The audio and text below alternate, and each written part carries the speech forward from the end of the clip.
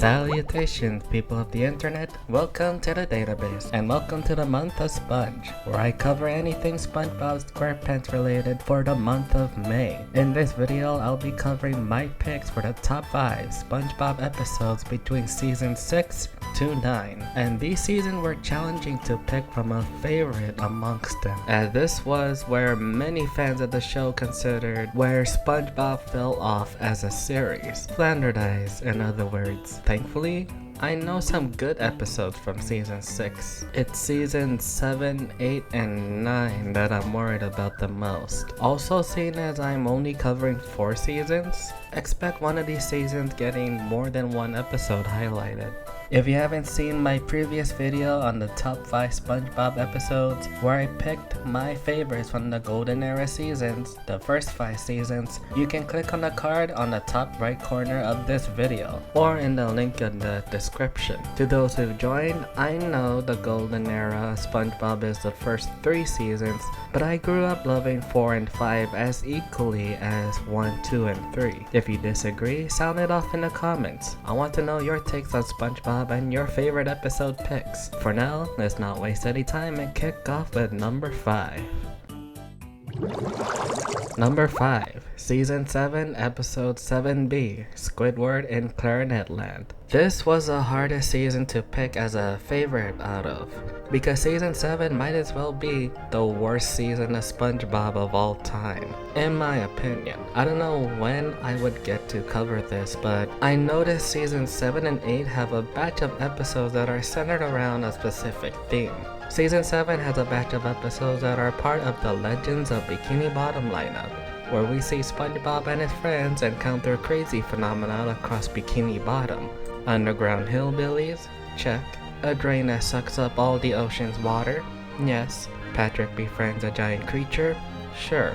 Season 8 centered around the theme of vacation episodes. SpongeBob, Patrick, and SpongeBob parents are going on a road trip. Sandy takes a vacation on the moon. Plankton trying to steal the Krabby Patty secret formula while on his vacation with his wife? Sure. But these are the episodes that I have chosen for season 7 and 8, because I think all of those episodes are downright mid!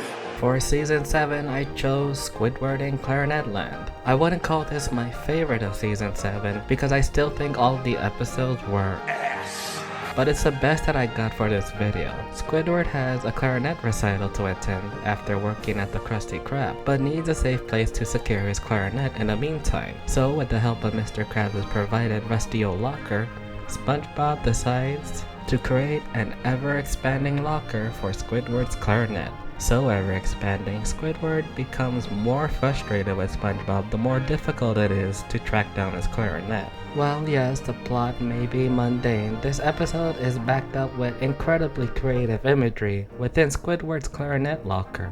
With the title of the episode named after Alice in Wonderland, you can guess how bizarre this episode tends to escalate, as Squidward chases SpongeBob across Clarinet Land like Alice following the rabbit who is late to the Mad Hatter's tea party. The journey through Clarinet Land starts with a talking bald eagle, for Christ's sake. One scene I remember from all of this was Squidward turning into a pinball in a SpongeBob-shaped pinball machine, with a giant Patrick playing it. What I didn't like about this episode was that it only took around 5 to 6 minutes to get to the Clarinet Land section of the episode. Granted, the beginning half is done to set up the introduction of the locker and SpongeBob expanding it. I just believe that amount of time could be spent more of the inside of Clarinet Land itself, as this location has a lot of creative potential aside from the few scenes we were given. Definitely an episode with untapped potential.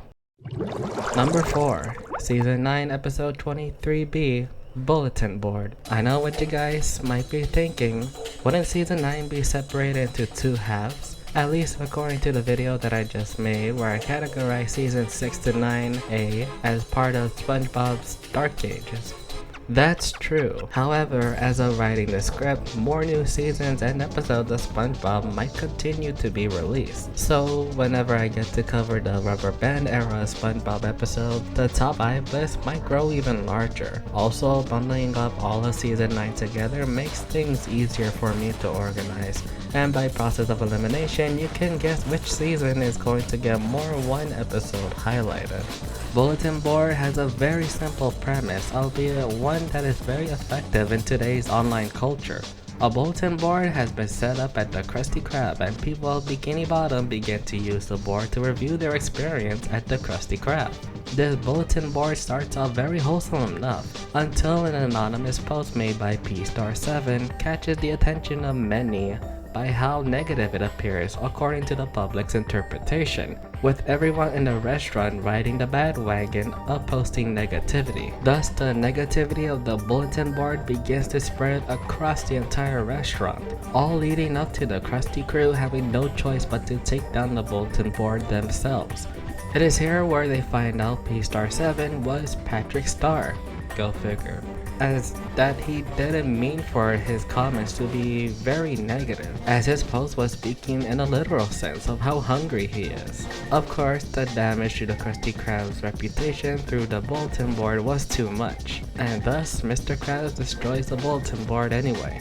They didn't want to take it down initially because SpongeBob continues to believe in the positivity. This episode is a great kid-friendly commentary on illustrating the effects of the internet culture, whether it's from social media platforms or from online blogs and review articles. Whatever gets posted online leaves a drastic impression on people, as they can target a person's beliefs and opinions. Internet platforms are filled with opinionated takes, and if one person's opinion starts to attack someone, then it can create a lasting impression on them for better or for worse. What's even worse is how the negativity of the community space overrides the ones that try to be positive. One thing about the episode I like to point out is how Bubble Bass plays in all this, and there's a scene in this episode that interprets P-Star7's post about one of the bullying users on the board, whereas Bubble Bass sees it as about SpongeBob's fry cooking capabilities, with SpongeBob taking Bubble Bass's interpretation of the post very personally. While P-Star7 tries to keep the community platform as positive as possible, people instead would rather create posts that bring down other users in that community, which overall is a very realistic take on today's social media climate. Number 3, Season 8, Episode 23, It's a SpongeBob Christmas. Season 8 is not a good season for SpongeBob as well, but at least it wasn't as bad as Season 7, as Season 8 does have a few diamonds in a rough. I did enjoy the episode where SpongeBob and Patrick play indoor miniature golf, and it gave us this funny bit of Patrick getting electrocuted. Dumb Rain! Doesn't it know I'm the sheriff in these parts? Hey, Rain! You better stop that! This season also gave us a wholesome episode that puts Karen and Plankton's relationship in the forefront, testing their relationship through the introduction of Karen 2.0. But of course, the one episode that a lot of people would remember from this season is SpongeBob's debut into stop motion. It's a SpongeBob Christmas is SpongeBob's second Christmas special and the first one to be animated in stop motion. The stop motion was animated by Screen Novelties, the studios who are known to help animate Adult Swim's Robot Chicken and Moro Oro. They are also the ones that did the intro sequence to SpongeBob's Truth or Square special event during Season 6. The time this episode was broadcasted was also interesting, for I remember seeing this episode air on the Thanksgiving weekend on CBS in 2012, until it later aired again on Nickelodeon a month later. The Nickelodeon broadcast of the episode features additional extended scenes of stop-motion versions of Patchy the Pirate and Potty the Parrot, where they're trying to deliver mail and presents to the North Pole in search of Santa Claus, after committing GTA on a mail truck driver. The main story of this Christmas special begins with SpongeBob and all of Bikini Bottom being cheery for the holidays. I will trap Santa in my box, locked up like Fort Knox, and make him stop the clocks. Meanwhile, Plankton, being not so happy about the holidays due to being on Santa's naughty list, devises a plan that'll get all of Bikini Bottom on the naughty list with him, through the powerful energy source known as Jerktonium. After baking Jerktonium into batches of fruitcake and tricking SpongeBob into delivering the fruitcake to all of Bikini Bottom, everyone except for our sponge transforms into evil, naughty, jerkist versions of themselves. The reason why Jerktonium has no effect on SpongeBob was due to SpongeBob's pure, nice, and positive energy. Thus, while Plankton creates a contraption that tries to get rid of SpongeBob through Toy Bob, SpongeBob and Sandy create a plan that reverses the effect of the Dractonium through SpongeBob's song. I can't play the song itself here on this video due to DMCA, but you probably get the idea of what song it is through the instrumentals in the background and clips seen here. Don't be a jerk, it's Christmas. It's a great song. A great Christmas song, as it spreads the simple message of being nice to other people and being grateful during the holidays, something that today's kids should take to heart nowadays. The stop motion visuals makes this song memorable as well, and this has got to be SpongeBob at his most adorablest since the earliest seasons. Also, shoutouts to Tom Kenny's vocal performance during this song, as this song, along with Best Day Ever and Mimic Madness's Who Am I, have got to be Tom Kenny's best vocal performances as the singing sponge.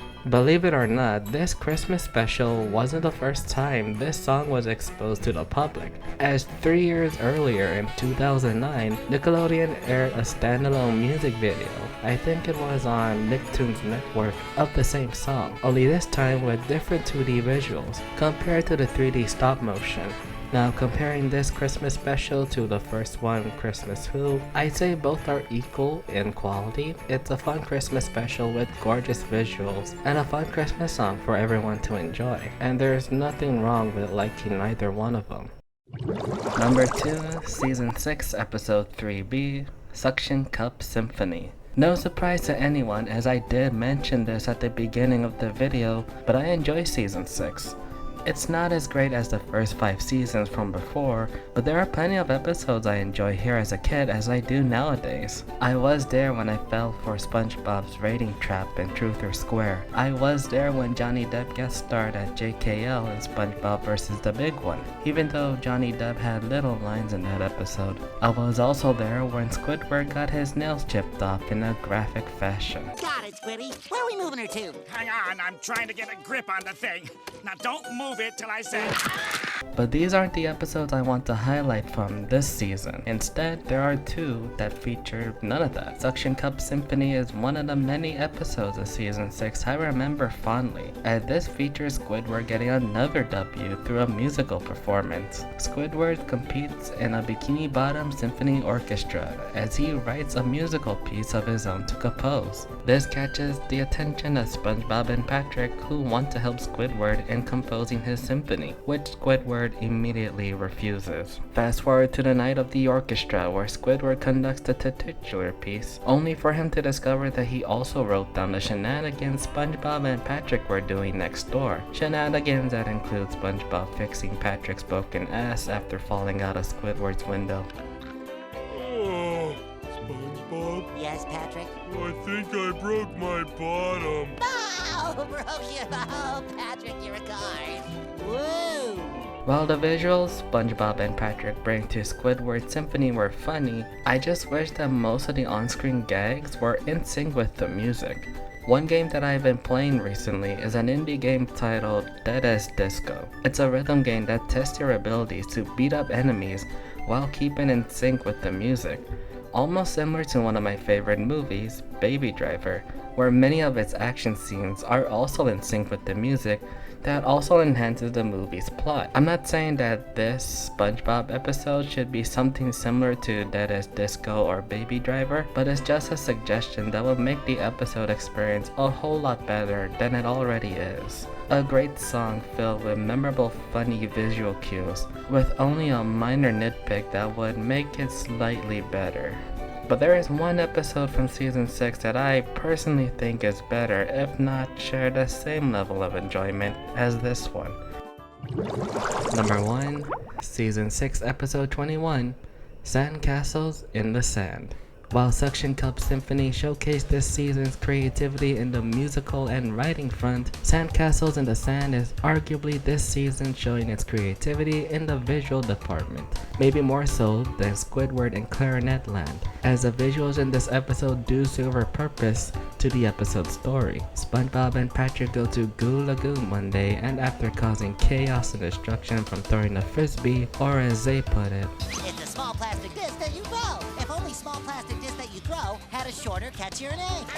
How about small plastic disc that you toss. Perfect! SpongeBob and Patrick instead get the idea of building sandcastles. What started off as a peaceful session of sandcastle building escalates into an all-out war between these two best friends. This all started because Patrick doesn't know a thing or two about boundaries, by the way. To be fair, getting to the actual sandcastle part of the episode takes a while, as not only you gotta get through SpongeBob and Patrick playing with the frisbee, but the hijinks in between. The speed and architecture that SpongeBob and Patrick build their respective fortresses and armies in this episode is very impressive, so much so it makes Fortnite look like stick figures. The entirety of SpongeBob and Patrick's little sand war culminates in them somehow having enough firepower to create army tanks, giant mechs, and fighter jets that run on fuel. Again, the increased level of escalation is why I love this episode a lot. Would this be considered my favorite SpongeBob episode of all time? Probably not. Would I consider this as my favorite SpongeBob episode from season 6? Sure. This is one of the few Dark Ages that really blew my mind as a kid, and I still enjoy the level of creativity this episode brings rewatching this again in a modern age. But let me know in the comments which are your favorite SpongeBob episodes between season 6 and 9. Do you agree or disagree with this list? Let me know in the comments. I'm Christopher James, and I'll see you next time. In this downpour, our putters are getting waterlogged. Dumb Rain! Doesn't it know I'm the sheriff in these parts? Hey, Rain! You better stop that!